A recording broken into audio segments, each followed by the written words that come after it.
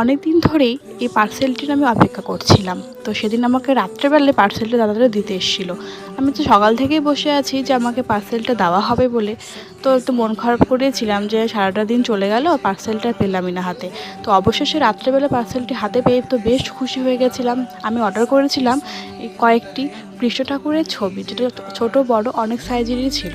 পার্সেলটি খুলতেই আমি তো খুব আনন্দিত হয়েছিলাম। আমি ভাবতেই পারিনি যে কৃষ্ণ ঠাকুরের এতগুলো অবতার এই পার্সেলটির মধ্যেই বিরাজমান।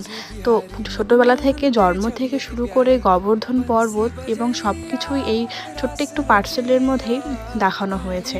তারপর তো ঠাকুরের সেখানেই সিংহাসনের পাশে একটু জায়গা করে আমি একটু ছবিগুলো লাগাতে চেষ্টা করছিলাম। তো আঠার কারণে সবগুলোই পড়ে যাচ্ছিলো। তারপর ভগবানের নাম করে অবশেষে ছবিগুলো লাগাতে পেরেছি। এরকম ছবিগুলো তোমরা যদি পারচেস করতে চাও তাহলে লিঙ্কটি আমি ডিসক্রিপশন বক্সে দিয়ে দেবো।